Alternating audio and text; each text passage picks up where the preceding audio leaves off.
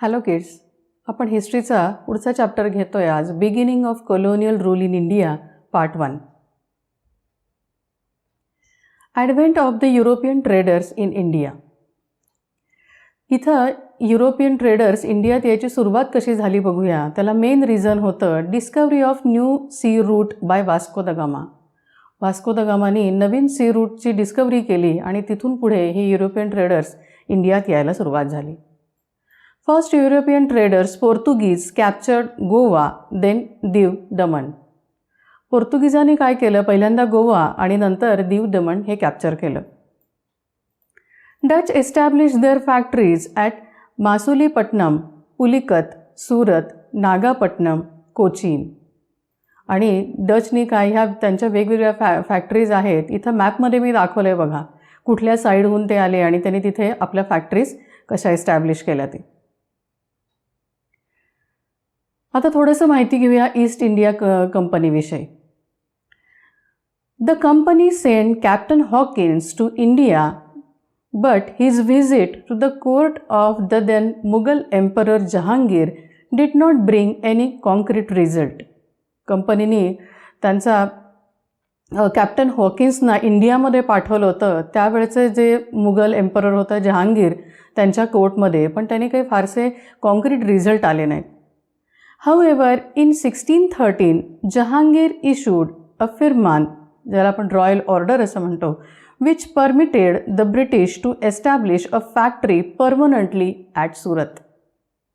पण 1613ला जहांगीरनी एक फरमान इश्यू केलं, एक अशी रॉयल ऑर्डर इश्यू केली ज्याच्यामध्ये ह्या ब्रिटिशर्सना त्यांच्या फॅक्टरी परमनंटली सुरतमध्ये एस्टॅब्लिश करण्याची परमिशन मिळाली. A group of English merchants formed the English East India Company for exploring the possibilities of the trade with East and Southeast Asia and India. तेव्हा काही English merchants होते, त्यांनी ही east India company form केली. कशासाठी, तर ह्या ट्रेडच्या possibilities होत्या त्या एक्सप्लोअर करण्यासाठी, आणि त्या जास्त करून ईस्ट आणि साऊथ ईस्ट एशिया आणि इंडियामध्ये. On December 31st, 1600, Queen Elizabeth I signed a royal charter granting monopoly to the East India Company to trade with East India. आणि 31 डिसेंबर 1600 क्वीन इलिझाबेथ Iनी एक रॉयल चार्टर साईन केला ज्याच्यामध्ये ह्या east India कंपनीला trade करण्याची monopoly मिळाली. Sir Thomas Roe was chosen as the English ambassador and sent to the Mughal court to conclude a commercial treaty with the emperor. आणि ह्या सगळ्या गोष्टीसाठी सर थॉमस रोना जे इंग्लिश अँबॅसेडर म्हणून पाठवलं मुघल कोर्टमध्ये, आणि ह्या सगळ्या कमर्शियल ट्रीटीज एम्परर बरोबर कंप्लीट करण्याकरता. Before 1619 the English erected their factories at Surat, Agra, Ahmedabad and Broach. आणि 1619मध्ये इंग्रजांनी त्यांच्या फॅक्टरीज सुरत, आग्रा, अहमदाबाद आणि बरोज इथं एस्टॅब्लिश केल्या. English factories in south India were at Masulipatnam in 1611 and at Armagaon in 1626. English factories ह्या साऊथ इंडियामध्ये ह्या मासुलीपट्टनमला 1611 आणि अर्मागाव इथं 1626ला एस्टॅब्लिश झाल्या. In the north east at Hariharpur and Balasore in 1633 and at Hooghly in 1651. आणि नॉर्थ ईस्टला हरिहरपूर आणि बालासोर इथं 1633ला आणि हुगली इथं 1651ला इथं एस्टॅब्लिश केल्या. Soon factories were also set up at Patna and Kasim Bazar. आणि त्याच दरम्यान पटना आणि कासिम बझारला सुद्धा या फॅक्टरी सेटअप झाल्या. Subsequently the English establish settlements in Madras, Bombay and Calcutta which became prosperous cities in due course. आणि इंग्लिश लोकांनी काय केलं, मद्रास, बॉम्बे आणि कलकत्ता इथं आपल्या ज्या सेटलमेंट्स सगळ्या एस्टॅब्लिश केल्या आणि पुढं या सिटीज प्रॉस्परस सिटीज म्हणून पुढं आल्या. In 1639, the English established a fortified factory which became to be known as Fort St. George in Chennai. आता या इंग्लिश लोक जे इंडियामध्ये आलेले होते ट्रेड करण्याकरता, त्यांना ह्याच्या जो काही ते गुड्स ते आणत होते त्याच्या सिक्युरिटीसाठी एका किल्ल्याच्या सारख्या गोष्टीची आवश्यकता होती. म्हणजे काय, तिथं त्यांचा सगळा जो काही माल आहे तो सिक्युअर राहावा. मग त्याच्यासाठी या इंग्लिश लोकांनी काय केलं, 1639ला एक fort Saint George in Chennai इथं हा काय केला, एस्टॅब्लिश केला. In 1661, the company got Mumbai from the British Prince Charles II, who received it from the Portuguese as a part of dowry of Catherine of Braganza at an annual rental of 10 pounds. आता पुढं काय झालं, 1661मध्ये कंपनीला मुंबई मिळालं. कुणाकडून, British prince Charles II याचं लग्न पोर्तुगीजची जी राजकुमारी होती कॅथरीन ऑफ ब्रेगांजा, तिच्या लग्नामध्ये तिचा हुंडा म्हणून त्यांना हे मुंबई मिळालेलं होतं. ते ब्रिटिश प्रिन्स चार्ल्सनी या कंपनीला दिलं. In 1690, Job Charnock established a factory at Sutanati which was fortified in 1696.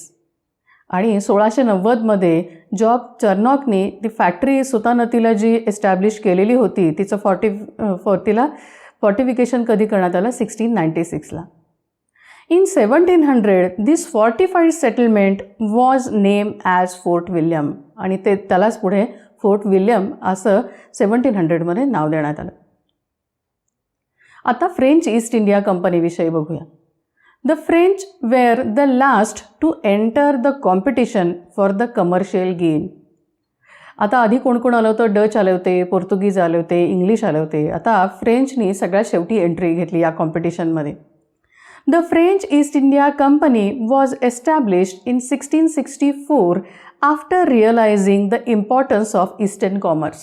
म्हणजे पूर्वेकडचा जो काही व्यवसाय होता त्याचं महत्त्व लक्षात घेता 1664ला French East India company establish झाली. French establish their trading post at Surat in 1668, Masulipatnam in 1669, Pondicherry and Chandernagore. आणि फ्रेंचनी या चारही ठिकाणी स्वतःच्या ट्रेडिंग पोस्ट एस्टॅब्लिश केल्या. आता फ्रेंच ईस्ट इंडिया कंपनीविषयी थोडंसं बघूया. The rivalries between the Dutch and the French adversely affected the position of French in India because Dutch were supported by the English. म्हणजे डच आणि फ्रेंच यांच्यामध्ये ज्या काही लढाया झाल्या त्याचा इफेक्ट फ्रेंच लोकांचा इंडियात असलेल्या पोझिशनवरती झाला, कारण ह्या डच लोकांना इंग्लिश लोकांनी सपोर्ट केलेला होता. The revived French company occupied Mauritius, Mahe and Caracal. आता परत ही उभी राहिलेली फ्रेंच कंपनी होती, त्यांनी मॉरिशस, माहे आणि करायकल आपल्या ताब्यात घेतलं. Duplex was the colonial administrator and governor general of the French territories in India. त्यावेळी डुप्लेक्स हा कोलोनियल ॲडमिनिस्ट्रेटर होता आणि गव्हर्नर जनरल पण होता ह्या फ्रेंच ईस्ट इंडिया कंपनीचा इंडियामधल्या टेरिटरीचा. His motive to establish a French empire, त्याचा मेन मोटो काय होता की फ्रेंच एम्पायर इंडियामध्ये उभं करायचं आणि ज्याच्यामुळे त्याचे जास्त वाद या इंग्लिश लोकांबरोबर झाले. द अँग्लो-फ्रेंच रायव्हलरी, ज्याला आपण कार्नेटिक वॉर्स म्हणून पण ओळखतो. आता हे म्हणजे काय बघूया. Carnatic is the name referred by the Europeans to the region of Coromandel coast and its hinterland.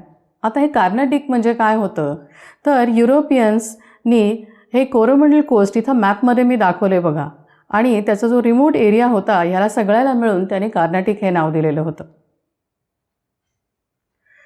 आता यांच्यात अँग्लो आणि फ्रेंच यांच्यामध्ये जास्त युद्ध कशामुळे झाली. The urge to acquire greater colonial positions, the European trading companies that is Portuguese and Dutch and English and French fought with each other in South India. सगळ्यांनाच आपल्या कोलोनियल पॉवर ही सगळ्यात greater असावी असं वाटत होतं आणि त्याच्यामुळे पोर्तुगीज आणि डच आणि इंग्लिश आणि फ्रेंच यांच्यामध्ये काय झालं, भांडाभांडीला सुरुवात झाली या साऊथ इंडियामध्ये. The war lasted nearly 20 years आणि जवळपास ही युद्ध 20 वर्ष चालली होती, 1744 to 1763. आणि सगळ्यात शेवटी विक्टोरियस कोण झाला असेल तर इंग्लिश. आता पुढं हे एक्सपान्शन ब्रिटिश लोकांचं कुठे कुठे झालं, कसं कसं झालं बघूया. पहिल्यांदा त्यांनी निवड केली बंगालची. आता बंगालच का? Bengal was most fertile and the richest among the Indian province by a great prospect of profitable trade. Indian province जे काही होते त्याच्यामध्ये बंगाल हा मोस्ट फर्टाईल आणि रिचेस्ट होता. कशासाठी? तर हे प्रॉफिटेबल ट्रेड ह्याला ग्रेटेस्ट प्रॉस्पेक्ट तिथं होते म्हणून. Mughal emperor of Bengal Farrukhsiyar's farman gave the right to freedom to import and export British goods in Bengal without paying tax and right to issue dastaks means license for movement of goods for the annual payment of ₹3,000. Mughal emperor होता बंगालचा फारुखसियार. त्यांनी काय केलं, एक फरमान काढलं आणि त्याच्यामध्ये या ब्रिटिश गुड्सना बंगालमध्ये टॅक्स पे न करता इम्पोर्ट आणि एक्सपोर्ट करायची परमिशन दिली आणि त्याचबरोबर लायसन्स इश्यू करायचा एक राईट पण दिला. आणि ह्या सगळ्यासाठी कंपनी त्यांना वर्षाला ₹3,000 देणार होती. Company officials doing private trade were required to pay taxes similar to those by Indian merchants. हे कंपनी ऑफिशियल्स होते, कंपनीचा ट्रेड बरोबर स्वतःचा प्रायव्हेट ट्रेड पण करत होते आणि इतर इंडियन मर्चंट जसे टॅक्स पे करत होते तसंच ह्या लोकांनी टॅक्स पे करावा ही अपेक्षा होती. But they refuse to pay tax on their private trade was great loss of revenue to Bengal. पण या लोकांनी, ब्रिटिश लोकांनी त्यांचा प्रायव्हेट ट्रेडवरती टॅक्स पे करायला रिफ्यूज केल्यामुळं बंगालचा खूप मोठा रेव्हेन्यू लॉस झाला. The officials of the company misused the power to issue dastak which is exempted the company's goods from taxes in order to avoid taxes on their private trade. या company ऑफिशियल्सनी काय केलं, कंपनीला जो import export करायसाठी कोणताही tax भरायला लागणार नव्हता त्याचा गैरफायदा त्यांनी त्यांच्या प्रायव्हेट ट्रेड करण्याकरता सुद्धा घेतला. In early 19th century, this firman intensified the conflict between the company and the Nawabs of Bengal. आणि 19व्या शतकामध्ये या फरमानमुळं काय झालं, कंपनी आणि नवाब यांच्यात वाद निर्माण झाले. During this time, Bengal was ruled by Nawabs such as Murshid Quli Khan, Alivardi Khan and later his grandson Siraj-ud-Dawla. याच दरम्यान बंगालमध्ये वेगवेगळे नवाब होते. त्याच्यामध्ये मुर्शिद कुली खान, अलीवर्दी खान आणि त्याच्यानंतर त्यांचा नातू सिराज-उद-दौला हे होते. During the last years of Alivardi Khan's reign, Siraj-ud-Daulah was administering the state. Alivardi खानच्या शेवटच्या काळामध्ये हा सिराज-उद-दौला या स्टेटचं ॲडमिनिस्ट्रेशन बघत होता. He gave repeated orders to English and French to demolish their fortification at Calcutta and Chandernagar respectively. त्यांनी इंग्लिश आणि फ्रेंचना त्यांच्या फॉर्टिफिकेशन आहे कलकत्ता आणि चंदेरनगरमधलं काढून घेण्यासाठी पुन्हा पुन्हा काय केल्या, ऑर्डर्स दिल्या. French agreed immediately but the English refused it. फ्रेंचनी लगेच ते मान्य केलं पण इंग्रजांनी त्याला नकार दिला. So Siraj-ud-Dawla attacked English factory at Qasim Bazaar and seized it. मग सिराज-उद-दौलाने काय केलं, इंग्लिश फॅक्टरी कासिम बाजारची होती त्याच्यावर अटॅक केला आणि ती आपल्या ताब्यात घेतली. Soon he captured Fort William after feeble resistance by the British. आणि त्याच्यानंतर त्यांनी फोर्ट विल्यम पण आपल्या ताब्यात घेतला कारण इंग्रजांनी तेवढा त्यांना प्रतिकार करता आला नाही. Due to the capture of Calcutta, Madras company official sent a large military expedition under Robert Clive and Admiral Watson and recaptured Kolkata. आता हे कलकत्त्याला हे सिराज उद्दौलाने जे ताब्यात घेतलेलं होतं त्याच्यानंतर मद्रास कंपनी ऑफिशियल्स जे होते त्याच्यामध्ये रॉबर्ट क्लाइव्ह आणि ॲडमिरल वॅटसन यांच्याबरोबर लार्ज आर्मी मिलिटरी पाठवून त्यांना कलकत्त्याला पाठवण्यात आलं आणि परत हे कलकत्ता आपल्या ताब्यात घेतलं गेलं. The English exploited the internal situation in Bengal by intrigue and treachery and conspired with Mir Jafar, the commander-in-chief of Siraj-ud-Dawla. आता ह्या अंतर्गत वाद निर्माण करून ह्या इंग्लिश लोकांनी काय केलं, एक कट रचला आणि ह्या मीर जाफर जो कमांडर इन चीफ होता सिराज-उद-दौला त्याला आपलंसं करून घेतलं. With Mir Jafar other 3 important courtiers, Manikchand in charge of Calcutta, Omichand rich merchant and Jagat Sheth banker also joined English.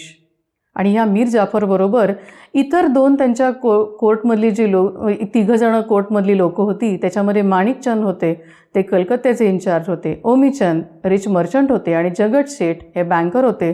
त्यांनाही इंग्रजांनी याच्यात सामील करून घेतलं. With their support English defeated Siraj-ud-Daulah in the battle of Plassey in 1757. आणि ह्या सगळ्यांच्या मदतीने इंग्रजांनी सिराज-उद-दौला बॅटल ऑफ प्लासी जी 1757मध्ये झाली त्यामध्ये त्याला हरवलं. आता या बॅटल ऑफ प्लासीचे इफेक्ट काय काय झाले बघूया. असॅसिनेशन ऑफ सिराज-उद-दौला, त्याच्यानंतर सिराज-उद-दौलाचा खून करण्यात आला. मीर जाफर बिकेम नवाब ऑफ बेंगॉल, मीर जाफर बंगालचा नवाब झाला. Free trading rights to company in Bengal province, आणि कंपनीला फ्री ट्रेडिंग राईट्स मिळाले बंगाल प्रोव्हिन्समध्ये. Robert Clive and his colleagues acquired zamindari of 24 Parganas and paid a large sum of money to the company. Robert Clive आणि त्याचे colleague होते त्यांना 24 परगण्याची जमीनदारी मिळाली आणि त्यामुळं कंपनीला खूप मोठा फायदा झाला. This battle was significant for British as it paved the way for the British conquest of Bengal and to establish foothold in the whole India. ब्रिटिशांसाठी ही लढाई होती, ही खूप महत्त्वाची होती कारण इथून पुढं त्यांनी हळूहळू इंडियामध्ये आपले पाय पसरायला सुरुवात केली. आता battle of Buxar 1764. Mir Jafar became the puppet in the hands of English. आता मीर जाफरला त्यांनी नवाब जरी केलेलं असलं तरी तो ब्रिटिशर्सच्या हातातला एक खेळणं बनून राहिलेला होता. Robert Clive manage all the affairs, आणि सगळ्या ज्या गोष्टींमध्ये लक्ष कोणी घातलं होतं तर रॉबर्ट क्लाइव्हनी. When Mir Jafar was unable to satisfy the heavy demands of English and protested them, he was replaced by his son in law Mir Kasim as nawab of Bengal. Mir जाफरला जेव्हा इंग्लिश लोकांच्या हेवी डिमांड्स पूर्ण करणं शक्य झालं नाही आणि त्यांनी विरोध करायला जसा सुरुवात केला तसं इंग्लिश लोकांनी त्याचाच जावई मीर कासिम याला बंगालचा नवाब बनवलं. Mir Qasim realise his dependence on the company. आता मीर कासिमला त्याचा कंपनीवर डिपेंडंट आहे हे लक्षात आलं. And then he form an alliance with Shuja-ud-Daulah, Awadh nawab and Shah Alam II, Mughal emperor, to get rid of English. आणि या मीर कासिमनी शुजा-उद-दौला जो अवधचा नवाब होता आणि शाह आलम II मुघल एम्परर होता यांच्याबरोबर ह्या इंग्रजांपासून सुटका करण्यासाठी युती केली. The Battle of Buxar was fought at Buxar between the company and the joint forces of Mir Qasim and his allies.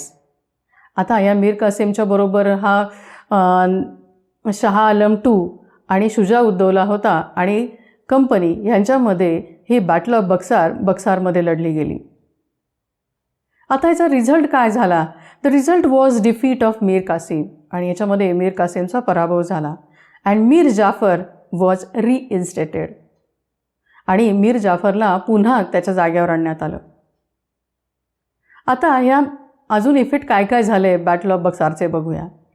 In 1765, the Treaty of Allahabad was signed between Shuja-ud-Dowla, Shah Alam II and the company.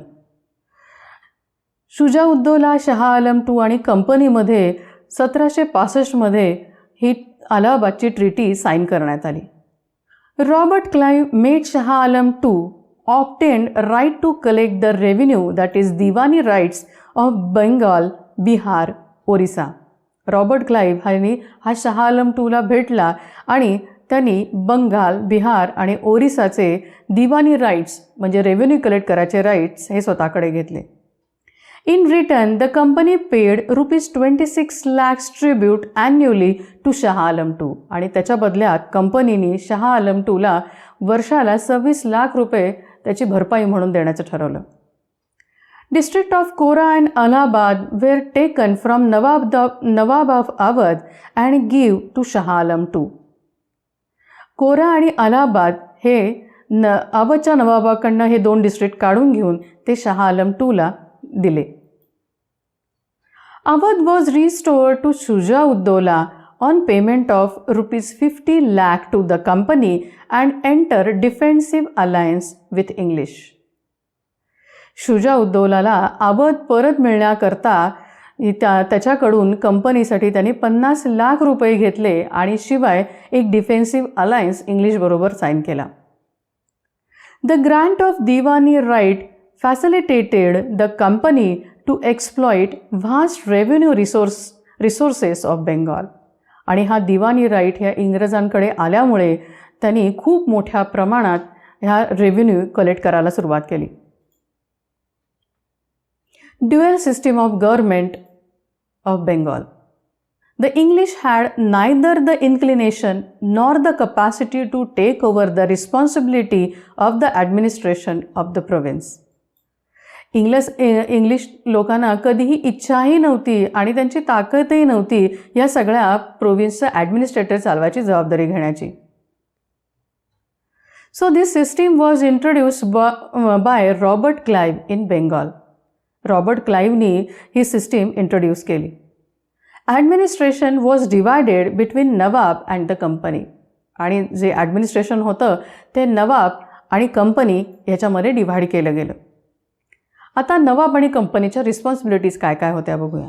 Responsibility of Nawab: law and order and administration of criminal justice. जे काही criminal जस्टिसच्या cases होत्या त्याच्यानंतर law आणि order maintain ठेवायचं हे सगळं काम कोणाकडे होतं? नवाबाकडे होतं. तर कंपनीची रिस्पॉन्सिबिलिटी अशी होती की collection of revenue and to dealt with administration of civil justice.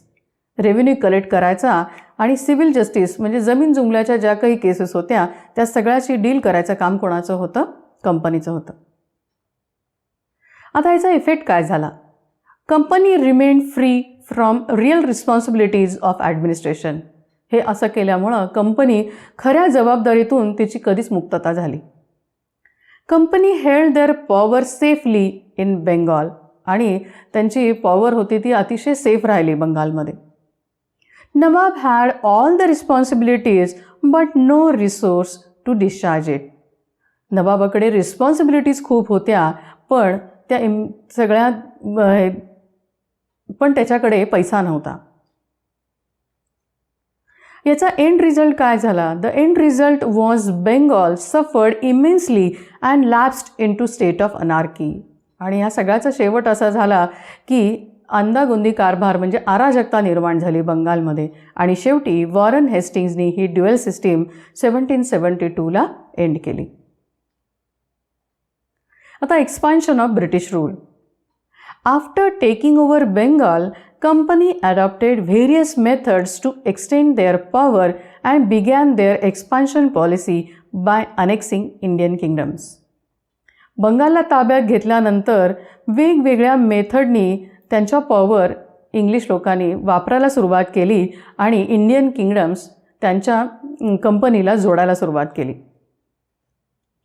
पहिलं बघूया त्यातलं काय होतं? Subsidiary alliance.